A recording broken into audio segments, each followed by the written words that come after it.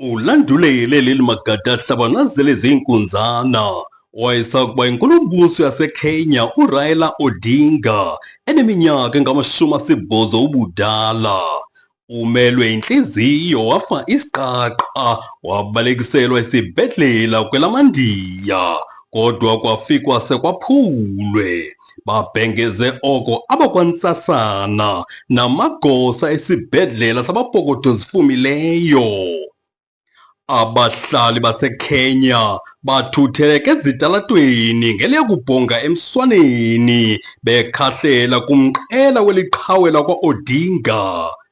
Esi siganeko sisifundo kwiinkokheli zase-Afrika ziphuhlise imfundo nezempilo kumazwe azo. Le nkokheli yeqela i-ODM ibingenantsimi yankosi kwinyaniso uma kulinganwe nokuba lilizwi kwabangathathi ntweni. Lala ngoxolo baba Odinga olwakho ugqatso ulufezile. Kwiqonga loqala zive bengqokoqo ikwandim kwakhona uJoe Manxiya.